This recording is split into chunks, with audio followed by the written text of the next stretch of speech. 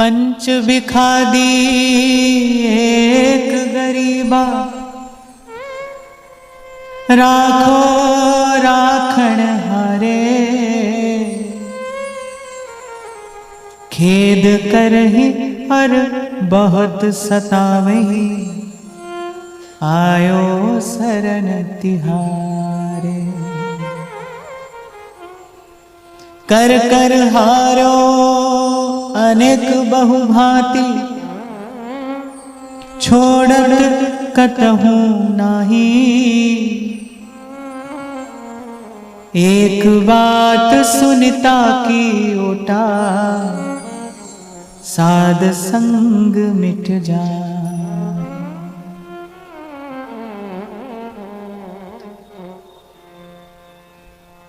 संतों की वाणी है, कहते हैं पंच विखादी। विखादी माने विषादी, विषाद उत्पन्न करने वाले। ये जो पंच विकार हैं, काम, क्रोध, लोभ, मोह, अहंकार,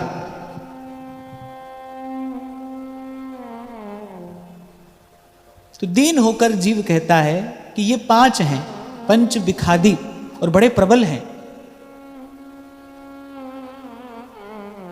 और एक गरीबा, एक मैं हूं। पंच विखादी एक गरीबा, कह रहे यहां एक से एक लड़ने वाला नहीं है, एक से लड़ने वाले पांच हैं। कह रहे प्रभु ये कहाँ का न्याय है? राखो राखण हारे, खेद करहि और बहुत सतावहि, आयो शरण तिहार। पूर्व कभी हमने चर्चा की थी कि कितना भी वीर योद्धा क्यों ना हो और कितना भी लंबा युद्ध क्यों ना चलता हो, पर युद्ध का एक ऐसा नियम है कि सूर्यास्त के बाद युद्ध विराम हो जाता है। तो जो सैनिक है, योद्धा है, उसको अगले दिन तैयार होने के लिए थोड़ा आराम मिल जाता है। वो अगले दिन के लिए फिर उस उत्साह से कूद पड़ता है रणभूमि में। पर यहां तो दशा दूसरी है।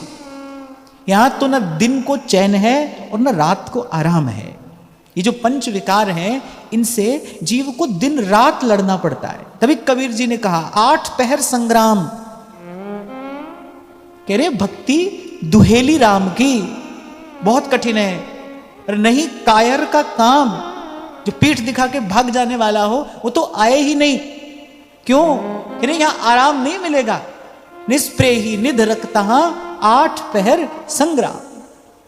जिसने साधन किया है, साधन का अनुभव तो उसी को है ना। जो भजन के मार्ग पर चल रहा है, भजन का अनुभव उसी को है। ये कोई कहने सुनने की बात भर नहीं है।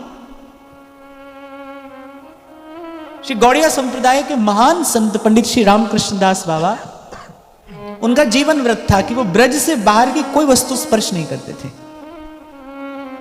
छाछ और नमक तक भी वो ब्रजवासी के घर का ही लेते थे। अगर कभी कुछ आवश्यकता पड़ी तो उन्होंने केवल ब्रजवासी की ही वस्तु स्वीकार की। ऐसा उनका जीवन व्रत था।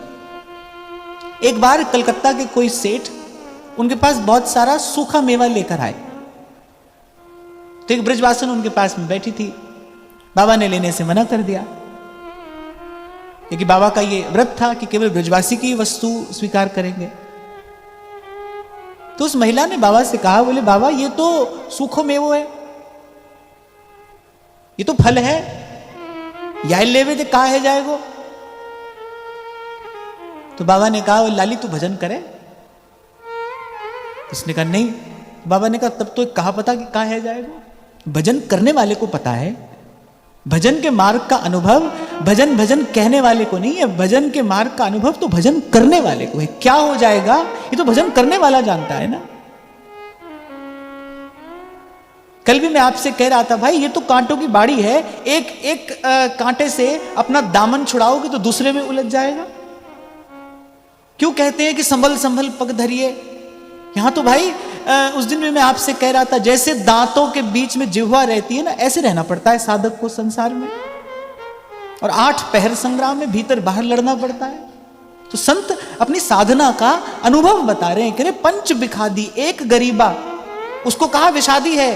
और एक गरीबा, गरीब माने जो दीन है, हीन है, निर्बल है। एक गरीबा राखो राखन हरे। और फिर कह रहे खेद करही कि दिन रात मुझे पीड़ा देते हैं और बहुत सतावही, बहुत सतावही। और आयो शरण तिहारे। और फिर कहते हैं कर कर हारो अनेक बहुभांति। अनेक साधन किए हैं मैंने, इनसे मुक्त होने के लिए अनेक अनेक प्रयास किए हैं मैंने। कर कर हारो अनेक बहुभांति, पर परिणाम क्या निकलता है? छोड़त कतहु नाही। किसी भी प्रकार से ये मुझे छोड़ते नहीं, ये मुझे कष्ट देना छोड़ते नहीं किसी भी प्रकार से। कर कर हारो, हार गया मैं। इसीलिए मैं आपसे बार बार कहता हूं भाई, बार बार गिरोगे, डरना नहीं, हताश निराश नहीं होना, उदास मत होना। अनेक अनेक प्रकार की प्रतिकूलताएं आएंगी। और मैं तो आपको यहां तक कहूंगा, जैसे ही भजन के मार्ग पर पैर रखोगे, बाहर जो अनुकूल है वो भी प्रतिकूल होने लगेगा। देखो, संसार के रंग में रंगे रहोगे, संसार का खेल, संसार के इशारे पर खेलते रहोगे तो संसार राजी रहेगा। जैसे ही संसार की गति से अलग आप चलोगे, संसार की दिशा से अलग आप चलोगे, आप देखो जो अनुकूल है वो भी प्रतिकूल हो जाएगा। आप आजमा कर देखो, अनुभव करो। आज जो आपसे कहता है आपसे बड़ा प्रेम करते हैं, वो आपसे प्रेम थोड़ी करता है। प्रत्येक व्यक्ति अपने स्वार्थ से प्रेम करता है ना, अपने सुख से प्रेम करता है। जैसे ही आपसे उस व्यक्ति की सुख सिद्धि में बाधा आएगी, न प्रेम है, न स्नेह है, न कुछ है, कुछ भी नहीं है। तो कल जैसे एक माता ने प्रश्न पूछा था ना कि आसपास के लोग अब क्रोध दिलाने की चेष्टा करते हैं, तो ये लक्षण है, इसका मतलब आप सही मार्ग पर जा रहे हो, इसका मतलब आप उनसे अलग चल रहे हो ना। बाहर प्रतिकूलता आए तो घबराना नहीं, आएगी भाई, और एक नहीं अनेक आएंगी, एक नहीं अनेक आएंगी। पंच विखादी एक गरीबा, कह रहे खेद करही और बहुत सतावही। आयो शरण तिहारे। कर कर हारो अनेक बहुभांति। फिर बहुत साधन किए पर हाथ कुछ आया नहीं। कर कर हारो अनेक बहुभांति, छोड़त कतहु नाई। क्यों कहा महाप्रभु जी ने भाई, अंतिम समय तक भी जाने कौन सा विकार आपके भीतर सर उठाकर खड़ा हो जाए, जाने कौन सा विकार। इसलिए तो मैं कई बार कहता हूं भाई, कौन है यहां जो कह सके कि मैं सिद्ध हूं? कौन है जो कहता है ना वो भ्रम में है, वो भगवान की माया के स्वरूप को, वो भगवान की माया की शक्ति को नहीं जानता, तब कहता है कि मैं सिद्ध हूं। जो जान लेगा वो नहीं कहेगा, वो नहीं कहेगा। तो कर कर हारो अनेक बहुभांति, छोड़त कतहु नाही। और फिर कहते हैं अंत में, माने केवल आपको और मुझे डरा नहीं रहे, आश्वासन भी देते हैं, फिर मार्ग भी बताते हैं कि ये सब हमने किया लेकिन कुछ हुआ नहीं, इन विकारों से मुक्ति मिली नहीं। कर कर हारो अनेक बहुभांति, छोड़त कतहु नाही। फिर कहते हैं एक बात सुनी ताकि ओटा। एक बात सुनी और उसकी ओट ले ली, माने उसका सहारा ले लिया। क्या? एक बात सुनी ताकि ओटा, साध संग मिट जाहि। बोले साधु के संग से ये पांचों मिट जाते हैं। हमने बहुत साधन किए, जब किया तब किया, अनेक अनेक साधन किए, लेकिन हम हार गए, इनको हरा नहीं पाए, ये जीतते रहे। काम को दबाया तो क्रोध बढ़ गया। ये तो मैं बिल्कुल मनोवैज्ञानिक बात कह रहा हूं। इसीलिए तो ध्रुवदास जी ने कहा रस बल छुटे जो विषय रस। इसीलिए बार बार आपको कहता हूं भाई, ये छोड़ने पकड़ने के आप चक्कर में मत पड़ो। यहां तो एक एक कांटे से अपना आंचल सुलझाओगे तो दूसरा तैयार है। काम को दबाओगे तो क्रोध खड़ा है, और काम और क्रोध को जीत लो तो फिर मुंह बाय अहंकार खड़ा है। लो मैंने काम और क्रोध को जीत लिया, फिर भी हार है। और काम और क्रोध और इन सबको जीतकर आगे चलोगे तो फिर कीर्ति का लोभ है। कहां जाता है ये सब? कहीं नहीं जाता है भाई, कहीं नहीं जाता। एक बात सुनी ताकि ओटा, एक बात सुनी ताकि ओटा, साध संग मिट जाए। साधु के संग में, संत के संग में, सत्संग में बने रहने पर ये पांचों धीरे धीरे विसर्जित हो जाते हैं। एक बात फिर बस इसी की ओट लिए हमने। और फिर कहते हैं प्रभु की कृपा तो क्या है? प्रभु की कृपा का तो एक ही लक्षण है, करी कृपा। फिर एक ही लक्षण है, करी कृपा संत मिले। मोहे तिन ते धीरज पाया। संत मिले और संत ने धीरज बंधाया। सत्संग धैर्य देता है ना। कई बार आपसे कहा इस मार्ग पर भाई एक ही आहार है, धैर्य का आहार। धीरज धरना पड़ेगा भाई। आप सोचो आज ही हो जाए, नहीं होगा। आप सोचो कल हो जाए, नहीं होगा। कब होगा? जब साहेब चाहेगा तब होगा। आपको और मुझे तो केवल धीरज धरना पड़ेगा। धीरज धरना है और उत्साह बना रहे। और मैं पुनः कहूं, उत्साह और धैर्य के मूल में दृढ़ निश्चय हो कि भाई अब इस मार्ग पर पैर धर दिया है, अब पीछे नहीं हटाना है। अब कुछ हो जाए पर इस मार्ग से पांव नहीं हटाना है। करी कृपा संत मिले, मोहे तिन ते धीरज पाया। उनसे धीरज मिल गया। किस बात का धीरज? क्या परिश्रम करना है। मैं कई बार कोई कहता है ना कि आशीर्वाद दो, भजन हो। लेकिन ये आशीर्वाद मत मांगो भजन हो, ये आशीर्वाद मांगो मैं भजन करूं, मैं भजन करूं। कई बार मैं देखता हूं बच्चे को लेकर जाएंगे, अरे महाराज इसको आशीर्वाद दो, ये पास हो जाए। अरे पास हो जाए ये आशीर्वाद मत मांगो। ये आशीर्वाद मांगो कि ये पढ़े, परिश्रम करे। हाथ पर हाथ धरकर बैठने के लिए भगवान ने मनुष्य का जीवन नहीं दिया है। मनुष्य माने जो पुरुषार्थ कर सके। उसका लक्ष्य ही एक है, उत्तिष्ठत जागृत प्राप्य वरान्निबोधत। श्रेष्ठ वस्तु को प्राप्त करने के लिए ही मनुष्य का जन्म मिला है। वो ध्यान से सुनिए, श्रेष्ठ वस्तु को प्राप्त करने के लिए भी नहीं, श्रेष्ठ वस्तु को प्राप्त करने के लिए ही मनुष्य का जन्म मिला। प्राप्य वरान्निबोधत, पुरुषार्थ करने के लिए मिला है। और कल भी मैं आपसे कह रहा था, पुरुषार्थ तो भाई मेहनत तो सभी कर रहे हैं। संसार का व्यक्ति मैं देखता हूं कितनी मेहनत करता है। भजन के मार्ग पर तो चलने में बड़ा सुख है, यहां तो बड़ा आनंद है। संसार की चक्की में कितना पिसता है व्यक्ति, कितना परिश्रम करता है। हाँ, पर सबकी मेहनत सफल हो तो कोई आवश्यक नहीं है। मेहनत तो बहुत लोग करते हैं। एक रिक्शा चलाने वाला बेचारा सुबह से शाम तक कितना पसीना बहाता है। रात को घर लौटते समय मुट्ठी भर सिक्के ही तो उसके हाथ में आते हैं। मेहनत में कहां कमी है? मेहनत तो बहुत कर रहा है, पर मेहनत फलीभूत कहां हो रही है। इसलिए कल भी हमने चर्चा की ना, जिन्नी नाम ध्याया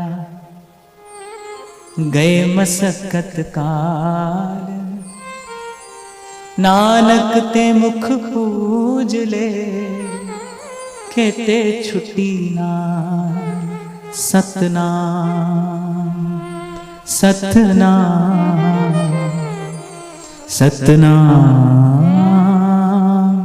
सतनाम। तो सब बात का निचोड़ एक बात देते हैं। एक बात सुनी ताकि ओटा, उसी की ओट में रहना है, उसी के आश्रय में रहना है।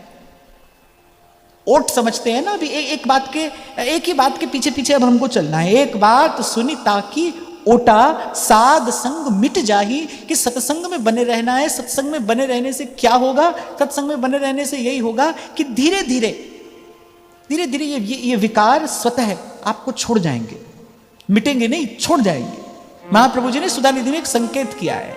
कहते हैं जिस जो हृदय से रसमय हो गया है ना, उसको छोड़ जाते हैं सब विकार, उसके पास रहते नहीं। आपको स्मरण हो तो कभी मैंने आपसे कहा था कि यदि आप नकारात्मक विचार को रहने के लिए स्थान न दें तो नकारात्मक विचार नहीं रहेगा। आसुरी वृत्ति को रहने के लिए स्थान चाहिए। ये जो भटकती हुई आत्मा होती है, ये किसी के शरीर पर अधिकार करके ही तो अपना कार्य करती है ना। उसको कोई स्थान चाहिए रहने के लिए, तभी वो अपना कार्य कर पाएगी, नहीं तो भटकती रहे। उसको अपना कार्य करने के लिए कोई ना कोई शरीर चाहिए, कोई ना कोई स्थान चाहिए। हम भी यदि अपने जीवन में इन आसुरी वृत्तियों को रहने के लिए स्थान न दे तो ये नहीं रह सकती। ये काम, क्रोध, लोभ, मोह, अहंकार, ये जितने भी विकार हैं, हम इनको रहने के लिए स्थान देते हैं, तभी ये रह पाते हैं। तो जब भर जाता है ना तन मन प्राण में गुरु का ज्ञान, जब तन मन प्राण में गुरु का ज्ञान भर जाता है, जैसे मीरा कहती हैं, बिन करताल पखावज बाजे, बिन करताल पखावज बाजे, रोम रोम रणकार रे, रोम रोम रणकार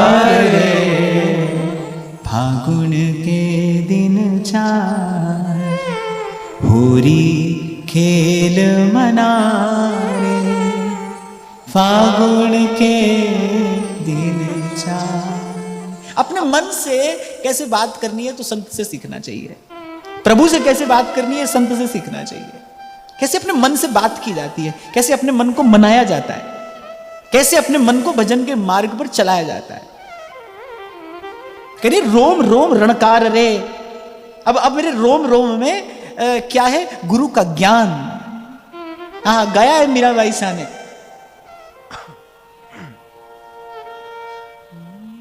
गुरु मिला रैदास जी, दीनी ज्ञान की गुटकी। गुरु मिला रैदास जी, दीनी ज्ञान की गुटकी। संतों की वाणी संकेत करती है गुरु से केवल ज्ञान ही लिया जाता है। ज्ञान के लिए ही गुरु है, ज्ञान के लिए ही गुरु के पास गमन करना चाहिए, और किसी बात के लिए नहीं, किसी बात के लिए नहीं। व्यवहार करने के लिए तो संसार पड़ा है भाई, जन्म जन्म से करते ही तो आ रहे हो। न तो गुरु व्यवहार सिखाता है, न गुरु व्यवहार करता है। गुरु का काम व्यवहार से छुड़ाना है। गुरु का कार्य प्रपंच की निवृत्ति कराना है, ज्ञान का दीप जलाकर। गुरु मिला रैदास जी, दीनी ज्ञान की गुटकी। गुरु मिला रैदास जी, दीनी ज्ञान की गुटकी।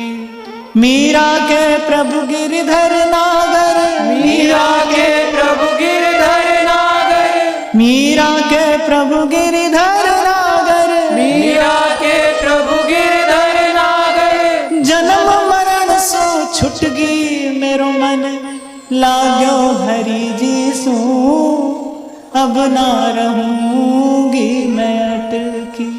मेरो मन लाग्यो हरि जी सू, अब ना रहूंगी मैं अटकी। मीरा के प्रभु गिरधर नागर और जन्म मरण से छुट गई। जब गुरु ज्ञान देता है ना, और तन मन प्राण में जब रम जाता है वो ज्ञान, फिर और किसी बात के और किसी विचार के रहने के लिए ठौर नहीं है ना।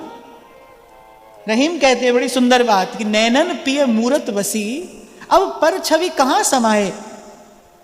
भरी सराय रहीम लख, पथिक आप फिर जाए। सराय समझते हैं ना, गेस्ट हाउस। अरे कोई आया है अतिथि, अतिथि गृह में, फिर वहां रहने के लिए स्थान ही नहीं है तो लौट जाएगा ना। ऐसे ही कह रहे नैनन पिय मूरत बसी, अब पर छवि कहां समाये। भरी सराय रहीम लख, पथिक आप फिर जाए। उसको लौटाना नहीं पड़ता, वो भरा हुआ स्थान देखकर स्वयं लौट जाता है। जैसे गोपी कह रही है कि भाई तेरी बात तो बड़ी अच्छी है रे उधो, पर ये तेरा ज्ञान रखे कहां? इसको रखने के लिए स्थान नहीं है ना। रोम रोम शाम है, कहां रखे इस ज्ञान को? तो जब भर जाता है ना ज्ञान, भीतर बाहर जब उजास होती है उस ज्ञान की, जब सत्य का आलोक आलोकित करता है, प्रकाशित करता है जीवन, फिर नहीं रहते ये विकार। कई बार मैंने आपको कहा कि भाई अंधेरे का हाथ पकड़कर अंधेरे को नहीं निकाला जाता, दीपक जलाया जाता है, दीपक जलाया जाता है। तो इन विकारों से एक एक करके नहीं लड़ा जा सकता। इन विकारों से मुक्त होने की विधि क्या है? मीरा कहती हैं, फिर कहती हैं, राजकुलारी लाज गमाई, सादा के संग भटकी। आपने खूब सुना है कि महलों में पली और बन के जोगन चली, मीरा रानी दीवानी कहाने लगी। मैं कई बार कहता हूं कि ये बड़ा रेयर कॉम्बिनेशन है, रानी भी और दीवानी भी। वो रानी दीवानी कहाने लगी। अरे राजकुलारी लाज गमाई, वो जो देह गेह की आसक्ति, वो जो ममता अहमता कैसे छूटी? तेरे साधा के संग भटकी। बस प्रभु की कृपा तो ये हो कि ऐसा कोई संत मिल जाए। मैं यहां से बैठकर और बड़े विचार पूर्वक ये बात कह रहा हूं भाई, मेरे लिए भी और आपके लिए भी ये बड़ा दुर्लभ था। इसीलिए मैं बार बार कहता हूं श्री जी से कृपा मांगिए नहीं, उनकी कृपा का पुनः पुनः स्मरण करिए, धन्यवाद करिए, कृतज्ञ होइए। हमको महाप्रभु मिल गए। कितना सीधा, कितना सरल, कितना सरस मार्ग हमको हमारे आचार्य ने दिया। नहीं तो भाई कहां कहां भटक रहे होते, किस किस फेर में पड़े होते। हमको ये मार्ग मिल गया। ये छोटी बात नहीं है, बड़ी उपलब्धि है ये कि हमको ये मार्ग मिल गया, हमको ऐसा समर्थ आचार्य मिल गया। अरे सुख दुख क्या, जिसने हमको धर्म के विधि निषेध के बंधनों से भी छुड़ा दिया। सुख दुख तो छुड़ाया सो छुड़ाया, पर हमको विधि निषेध के बंधनों से भी छुड़ा दिया। कुछ कुछ ऐसा रस प्रदान किया कि जिस रस की बात करते करते, जिस रस की चर्चा करते करते निवृत्त हो जाता है संसार का क्लेश प्रपंच, उसकी चर्चा से उसकी निवृत्ति हो जाती है। जिन्होंने लड़ैती सी स्वामिनी हमें दी और दिए लाल से नेह सागर छबीले, हमको भजन करने के लिए प्रिया लाल दिए। अब भजन करने वाला तो भाई बैठा एकांत में किसी गिर की कंदरा में किसी ब्रह्म ज्योति का भी ध्यान कर रहा है। अगर उसको उसके गुरु ने वो ध्यान दिया है तो वो वही ध्यान तो कर रहा है और उसको वही करना होगा, उसको वही करना होगा। गुरु द्वारा प्रदत्त मार्ग पर चलने से ही तो सफलता मिलती है। ये कितनी ऊंची बात है, कितनी मीठी बात है कि हमारे महाप्रभु जी ने हमको ध्यान करने के लिए, सेवा करने के लिए, भजन करने के लिए क्या दिया है? श्री जी के चरणों का सुमिरन करके, श्री जी के चरणों का सुमिरन करके, नैनन नीर बहाए, नैनन नीर बहाइए, वृषभानु लली के गुण गाइए, वृषभानु लली के गुण गाइए। इसी का विचार करते हुए श्री सेवक जी महाराज दशम प्रकरण के प्रथम भाव में, प्रथम पंक्ति में क्या कहते हैं? श्री हरिवंश सुधर्म दृढ़ अरु समझत निज रीत। जो इस धर्म के अनन्य रसिक हैं, जो अनन्य भाव से इस धर्म को धारण करने वाले हैं, क्योंकि धर्मी बिना नहीं धर्म, ना ही बिन धर्म जो धर्मी। और एक प्रकार से देखा जाए तो धर्मी ही धर्म का मूर्तिमान स्वरूप है ना। धर्मी है तो धर्म है, तो धर्म का दर्शन है। कैसे समझ में आएगा धर्म? क्षमा करना, पर पुस्तक में पढ़ने से धर्म समझ में नहीं आता। कोई ऐसी पुस्तक, कोई ऐसा ग्रंथ नहीं है जो आपको सद्धर्म सिखा सके, समझा सके। अनेक अनेक महापुरुषों के जीवन में जब विक्षेप उत्पन्न हुए तो भगवत प्रेरणा से उनको यही आज्ञा हुई कि ये सब छोड़िए और जाइए किसी संत की शरण में जाइए, किसी जीवन मुक्त महापुरुष की शरण में जाइए। उसके पास जाकर बैठोगे ना, उसका संग करोगे, उसके चरणों की धूल उड़कर आप पर पड़ेगी, उसके आभा मंडल में जब जाकर बैठोगे तब पता चलेगा प्रकाश क्या होता है। कैसे बताया जाए प्रकाश क्या होता है? वहां जाकर देखो, देखो सत्य का आलोक क्या है, देखो ज्ञान का प्रकाश किसे कहते हैं। उसके पास जाकर बैठो। यहीं से आज मैंने आरंभ किया। संत अपने जीवन का अनुभव दे रहे हैं। पंच बिखादी एक गरीबा राखो राखण हारे, खेद करही और बहुत सतावही, आयो शरण तिहारे। और कह रहे कर कर हार्यो, कर कर हार्यो। आहा, कबीर कहते सबे रसायन हम किया भाई, सब करके देख लिया, कुछ नहीं हुआ। कर कर हार्यो हो अनेक बहुभांति, छोड़त कतहु नाही, कतहु नाही। एक एक क्षण के लिए कहते हैं कि इनसे मुक्त नहीं हो पाया, एक क्षण के लिए। किस सिद्धि की बात करता है करने वाला भाई? यहां कौन सी सिद्धि है, कौन सिद्ध है यहां? कर कर हार्यो अनेक बहुभांति, छोड़त कतहु नाही, एक बात सुनी ताकी ओटा, साध संग मिट जाए। बोले साधु के संग में, संतों की संगति में ये मिट गए, अपने आप मिट गए, ये छोड़ गए, मुझे छोड़ गए, मैंने इनको नहीं छोड़ा। प्रबोधानंद सरस्वती पादी बात कहते हैं वृंदावन महिमामृत में, कह रहे प्रभु मैं इन विकारों को नहीं छोड़ पाऊंगा। देखो जो सीधा सच्चा महापुरुष है सच्ची बात कहता है, कह रहे प्रभु मैं इनको नहीं छोड़ पाऊंगा। अगर कोई कहे कि हम अपने अपने बल, अपनी सामर्थ्य से मुक्त हो गए पंच विकारों से, मुझे कहने में कोई संकोच नहीं है भाई, झूठ कहता है, ये झूठ है, ये झूठ है, ये संभव नहीं है, हो नहीं सकता, हो ही नहीं सकता। कह रहे प्रभु मैं नहीं छोड़ पाऊंगा इनको, मैंने तो इनको हृदय से लगा रखा है। इसीलिए तो संत तो ये कहने में भी संकोच करते हैं कि प्रभु हम आपसे प्रेम करते हैं। कहां प्रेम करते हैं भाई? इन विकारों को हमने अपने हृदय से लगा रखा है, हम नहीं छोड़ते इन्हें, और वो कह रहे हैं हम नहीं छोड़ पाएंगे, आप कृपा करिए। इसीलिए तो आप अकारण करुणा वरुणालय हैं। इसीलिए तो श्रीमद् भागवत कहती है कमवा दयालुम शरणम ब्रजेम, आपके जैसा दयालु और कौन है। हमको जो चाहे हम उसको चाहें, ऐसा व्यापार तो संसार में होता ही है। पर प्रभु की कृपा का वैशिष्ट्य क्या है, प्रभु की कृपा की विशेषता क्या है, क्यों प्रभु को कृपालु दयालु कहा गया है, कहा जाता है, और क्यों वो कृपालु दयालु हैं। जीव तो जिसको चाहता है वो उसको चाहता है, यहां तो सब व्यापार होता है। पर भाई जीव प्रभु को नहीं चाहता है, फिर भी प्रभु जीव को चाहते हैं। हम नहीं चाहते हैं प्रभु को, पर प्रभु हमको चाहते हैं। हमारा यहां बैठना इस बात का प्रमाण है, प्रभु हमको चाहते हैं। हमारा मन यहां पर बैठकर संसार की प्रदक्षिणा लगा रहा है, ये इस बात का प्रमाण है कि हम प्रभु को नहीं चाहते हैं। हम माला लेकर बैठते हैं और मन उछल कूद करता है, ये इस बात का प्रमाण ही तो है हम प्रभु को नहीं चाहते। जिसको चाहो उसका भजन तो बिना प्रयास दिन रात होता है। आप जिस वस्तु को चाहते हो उस वस्तु का भजन तो बिना प्रयास दिन रात होता है भाई। उसके लिए कोई माला नहीं जपनी पड़ती, उसके लिए कोई ध्यान नहीं लगाना पड़ता। मैं तो आपको प्रमाण दे रहा हूं, हम नहीं चाहते प्रभु को। इस भ्रम में मत रहना कि हम प्रभु को चाहते हैं, हम प्रभु से प्रेम करते हैं। प्रभु चाहते हैं जीव को, वो कृपा करते हैं, बार बार कृपा करते हैं। मैले कुचैले जीव पर कृपा करते हैं, पतन के गर्त में पड़े जीव पर कृपा करते हैं। जीव प्रभु को नहीं चाहता है, फिर भी प्रभु उसको चाहते हैं। कोई आश्चर्य नहीं है अगर कबीर जी ने कह दिया पीछे पीछे हरि फिरे। मुझे तो ऐसा लगता है हम सबके भी तो पीछे पीछे फिर रहे हैं भगवान। हम कहां चाहते हैं प्रभु को, हम प्रभु की ओर देखते भी नहीं, प्रभु एक क्षण के लिए हमको छोड़ते नहीं।